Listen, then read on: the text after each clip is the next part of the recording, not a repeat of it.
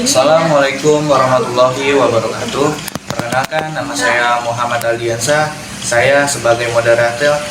Jadi, sebelum membahas materi lebih lanjut, saya akan menjelaskan tentang materi pengertian permutasi.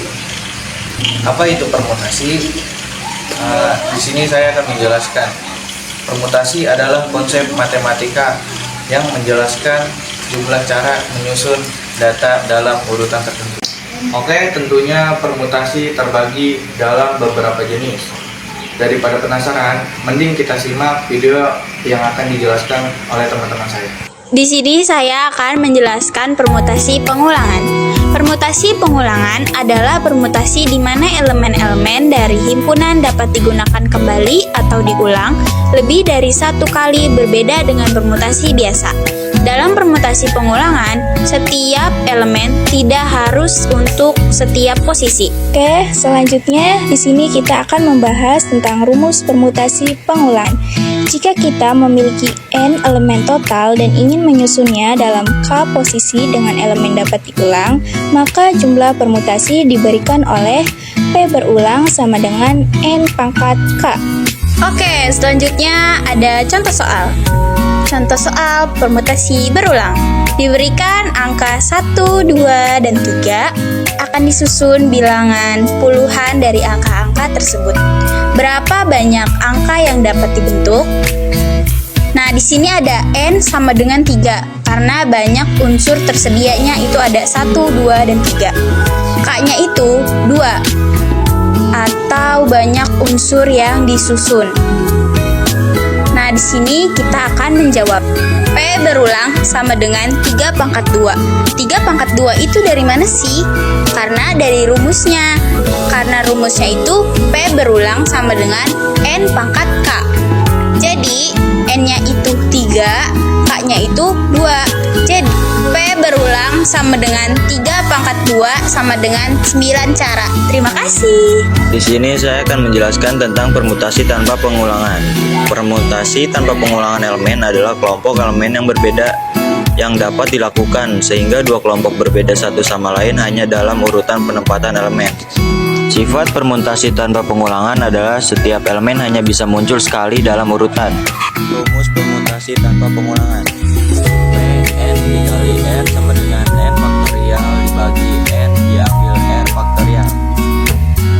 Contoh soal, diketahui 6 angka pertama yaitu 1, 2, 3, 4, 5, 6 akan diambil 3 angka tanpa pengulangan. Berapa permutasi yang dapat dibentuk? Nah, langsung habis itu langsung masukin 6 faktorial dibagi 6 diambil 3 faktorial. Nah, yang dihitung itu langsung yang dirangkum dulu. Jadi 6 faktorial dibagi 3 faktorial. Ya, hasilnya 120. Sudah seperti itu ya adik-adik. Nah, di sini saya akan menjelaskan permutasi siklis. Permutasi siklis adalah permutasi yang cara menyusunnya melingkar, sehingga banyaknya penyusun n, unsur yang berlainan dalam lingkaran. Selanjutnya kita akan membahas rumus dan contoh soal. Di sini ada rumus n p siklis sama dengan n diambil 1. Yang dimana P adalah permutasi, N banyaknya unsur, dan tanda seru adalah lambang faktorial. Di sini ada contoh soal. Jika terdapat 10 manik-manik untuk membuat gelang, di mana bentuk gelang adalah melingkar, sehingga soal ini bisa diselesaikan menggunakan permutasi siklis. Nah, di sini saya ada jawabannya. Diketahui banyaknya manik-manik ada 10 sehingga N sama dengan 10. Jadi Pn sama dengan N diambil 1 faktorial sama dengan N-nya 10 diambil 1 faktorial sama dengan 9 faktorial. Nah, jadi di sini saya akan menjelaskan tentang permutasi unsur berbeda. Pengertian permutasi unsur berbeda yang terjadi ketika kita diminta untuk memilih hanya sebagian objek dari keseluruhan objek yang tersedia. Jadi, secara sederhana, contoh dari permutasi unsur yang berbeda terjadi seperti saat Budi yang diminta memilih bola. Banyak permutasi K unsur dari N unsur yang tersedia dinotasikan NPK atau PNK. Nah, dari sini bisa didapat bahwa dirumuskan NPK sama dengan N faktorial dibagi dengan N dikurangi dengan K faktorial. Biar lebih jelas lagi, kita langsung ke contoh soalnya, yaitu hitunglah nilai dari 12 P3.